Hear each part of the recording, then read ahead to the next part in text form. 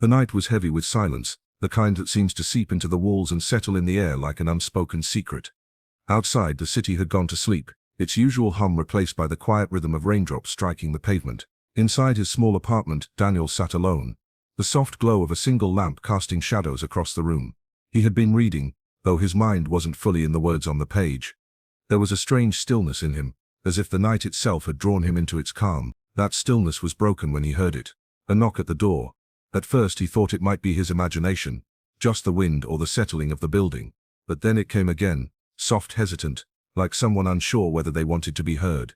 He glanced at the clock on the wall. Midnight. His brows furrowed. No one came to visit him at this hour. In fact, no one came to visit him much at all. He closed the book and set it on the coffee table, his ears straining to catch any other sounds. The knock came again, firmer this time, echoing in the quiet apartment. A small chill crawled down his spine, not from fear exactly, but from the mystery of it. Who could possibly be at his door in the dead of night? He stood slowly, his footsteps soft on the wooden floor, each one bringing him closer to the unknown presence on the other side. When he reached the door, he hesitated. There was no peephole, so he couldn't see who it was without opening it. His fingers rested on the lock, and for a moment he considered ignoring it, walking away and pretending he had never heard anything. But something, curiosity, instinct, perhaps fate, made him turn the lock and pull the door open. The sight that met him stole his breath. Standing in the hallway was a young woman, her dark hair clinging in damp strands to her face, her eyes glistening with unshed tears. She wasn't dressed for the weather. An oversized coat hung loosely over her frame, but it didn't hide the fact that she was trembling. The most striking thing wasn't her soaked hair or her shivering hands. It was the expression on her face. She was smiling, but it was the kind of smile that hid more pain than joy, the kind that looked like it had been forced into place to keep from falling apart. A tear slid down her cheek as she looked up at him, and he could see the faint traces of mascara smudged beneath her eyes. Daniel's mind scrambled to make sense of what he was seeing. He didn't recognize her, yet there was something strangely familiar about her presence, like a half-remembered dream. Before he could speak, she whispered, "Hi," her voice barely louder than the rain behind her. He could hear the faint quiver in it, the way it broke slightly on the single word. For a long moment, they just stared at each other, the world outside fading into the background. She was breathing quickly, her chest rising and falling under the oversized coat, and he could tell she was on the verge of saying something important, or running away. He felt the urge to ask her if she was okay, to invite her inside where it was warm, but his throat seemed to tighten, trapping the words. Something about the vulnerability in her eyes held him still, as if moving too quickly might shatter her completely. The rain outside had begun to fall harder, and droplets clung to her coat, slipping down and pooling on the floor at her feet. She didn't seem to notice. Instead, she stood there with that fragile, tearful smile, as though it was the only thing keeping her together. The air between them felt charged, heavy with something unspoken, something that made his heart beat just a little faster. She shifted her weight, clutching the coat tighter around herself, and for a second, her gaze dropped the floor. When she looked up again, there was a flicker of relief in her eyes, as though she had made a decision simply by standing there. Daniel realized then that whatever had brought her to his door wasn't random, it was deliberate, maybe even desperate, and though he had no idea what that reason was, he couldn't ignore it. He knew in his gut that letting her turn away now would be a mistake, the kind you regret for the rest of your life. So he stepped aside, opening the door a little wider, his silent invitation offering her the safety she seemed to be searching for. She stepped inside without a word of hesitation, as if the moment the door opened, her body had already decided it belonged in the warm light of his apartment. The sound of rain softened once the door closed behind her, replaced by the faint hum of the heater and the ticking of the clock on the wall. Daniel watched her quietly, noting how her damp hair clung to her cheeks, how her hands gripped the coat so tightly that her knuckles were pale. She looked around the small living room as though trying to take in every detail, maybe to reassure herself she was somewhere safe. "I didn't know where else to go," she murmured finally, her voice carrying the exhaustion someone who had been running for far too long. She didn't meet his eyes, instead staring at the floor as if she feared what she might see in his expression. Daniel's instinct told him to ask questions, who she was, what had happened. But there was something in her posture that warned him not to push too soon. Instead he gestured toward the couch, and she moved toward it slowly, almost like someone learning how to walk again after a long time. He noticed her shiver when she sat down, and without thinking he crossed to the linen closet and pulled out a blanket. She accepted it silently, wrapping it tightly around herself, the tension in her shoulders softening just a fraction. When he returned with a mug of warm tea, she held it with both hands, letting the steam rise to her face, her eyes closing briefly as though she was taking a moment to breathe for the first time that night. "What happened?" he asked gently, his tone more an invitation than a demand. She took a sip of the tea before answering, her fingers trembling against the ceramic. "Everything," she said after a pause, her voice quiet but steady. "Everything fell apart tonight." She glanced toward the window, watching the rain slide down the glass, as though the sight might help her find the right words. Daniel leaned against the arm of the chair across from her, studying her face. There was a fragility there, but also a strange strength, like someone who had been broken more than once yet still refused to stay down. She pulled the blanket tighter and shifted her position, curling her legs beneath her as though trying to make herself smaller, less visible. He wondered how long she had been outside in the rain, how far she had walked and what had driven her to his door in the middle of the night. "I kept walking," she said after a long silence, as if answering a question he hadn't spoken aloud. "I didn't know where I was going. I just ended up here." Her voice cracked on the last word and she quickly looked away, blinking rapidly as though willing the tears to stay hidden. Daniel didn't know whether to reach out or give her space, so he chose stillness, letting her decide what she needed. The minutes stretched between them, filled with the quiet sound of rain and the faint clink of her spoon against the mug.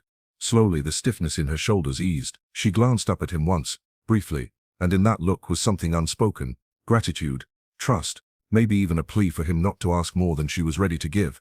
He nodded almost imperceptibly, letting her know he understood. In that small, unassuming living room, the air felt heavier, charged with the weight of everything left unsaid. Daniel realized that this wasn't just about offering her shelter for the night. Something in her arrival at this hour in this state was significant, a turning point for them both, though he couldn't yet see how. The only thing he knew for certain was that she was here now, and whatever storm had driven her to him, he wouldn't let her face it alone. The storm outside seemed to echo her story, each low rumble of thunder a reminder of the chaos she had endured. She sat there for a long time, sipping her tea in silence, the steam curling up like unspoken words between them. Daniel didn't rush her, he simply remained nearby, his presence steady, letting her set the pace. Eventually she placed the mug down on the table, her fingers lingering on it for a moment before she spoke. Her voice was softer now, but there was a raw edge to it, as if the words had been sharpened by pain. "I thought I had a home," she began, her eyes fixed on the blanket in her lap. "I thought I had people I could trust." She paused, swallowing hard. "I was wrong." Her breaths were shallow. Like each memory she was about to share took effort to pull from the depths. She told him about a betrayal that had cut deeper than anything she'd ever known. A person she'd loved had turned their back on her when she needed them most. Not just turned away but pushed her out completely, leaving her standing in the rain with nowhere to go. As she spoke, Daniel felt the weight of each word. Her sentences were simple, but the emotion behind them was vast. She told him about walking for hours, her shoes soaked, her coat doing little to protect her from the cold. She hadn't planned to come here. She had no plan at all, but as her feet carried her through the streets, something inside her guided her toward his building, to his door, as though some invisible thread had been pulling her there the whole time. Her eyes glistened in the dim light, and she let out a short bitter laugh. "It's strange, isn't it? I didn't even know if you'd remember me." Daniel's brow furrowed. "Remember you?" She met his gaze then, and for the first time that night, her smile was almost real. "We met years ago. Just once. It was nothing big, at least, maybe not to you. But you were kind to me, and I never forgot that." That small revelation stirred something in him, a faint recollection he couldn't quite place. He searched her face, trying to match it with the memory she spoke of. But the years had blurred too much. Still, the thought that his actions from so long ago had stayed with her all this time struck him deeply. She shifted, tucking her hair behind her ear, and continued.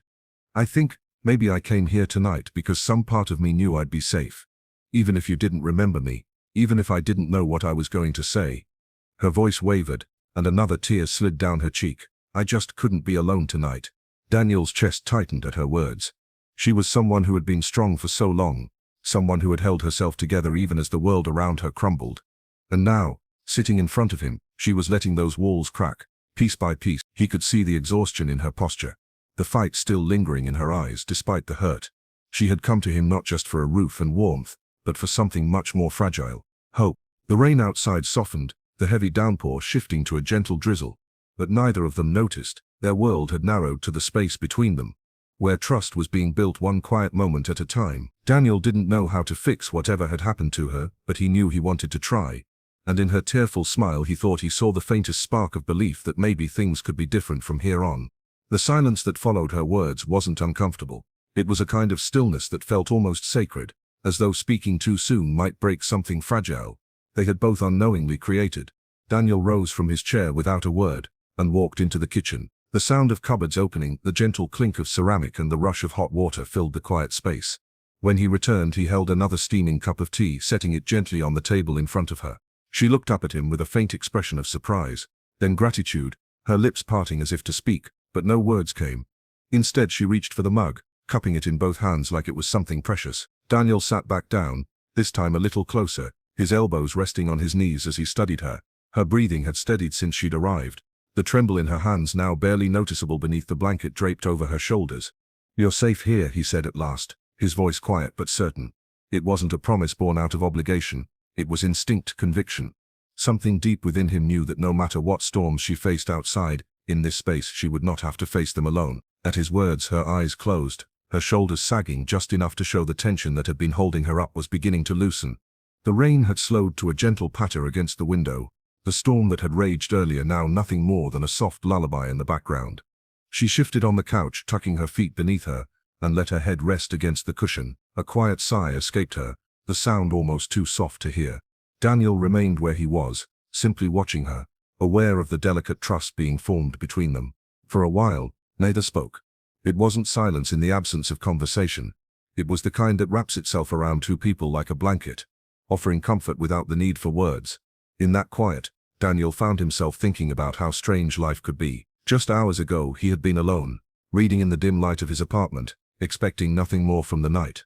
And now here she was, a stranger, who wasn't quite a stranger, sitting in his living room with a story that had pulled her here like a tide. Eventually she shifted again, this time leaning slightly toward him. Her head came to rest on his shoulder.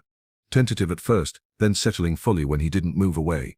He could feel the warmth of her through the blanket, the slow rise and fall of her breathing. She didn't say thank you, but she didn't have to. Her presence, her quiet surrender in that moment, spoke louder than words. Daniel didn't know what tomorrow would bring. He didn't know if she would still be here when the morning light crept in through the curtains, or if she would disappear back into the world that had hurt her. But he knew that right now, in this midnight hour, nothing else mattered. What mattered was that she wasn't out there in the cold, alone. What mattered was that she had knocked and he had opened the door. The rain outside finally stopped, leaving behind the faint scent of wet earth drifting through the barely open window. Somewhere in the distance a car passed, its tires hissing on the damp road. But the sound faded quickly, swallowed by the night. Daniel's eyes grew heavier, the rhythm of her breathing against his shoulder pulling him toward rest. He thought he felt her shift once more, the corner of her lips curving into the smallest of smiles, a smile no longer forced, no longer hiding behind pain, but one touched with the first traces of peace. And in that dimly lit apartment, with the storm past and the night still stretching on ahead of them, two souls who had started the night as little more than strangers, sat together in quiet understanding. Neither could see the future, but both knew that this moment, unexpected, fragile and deeply human, was one they would carry with them, no matter where the road ahead might lead.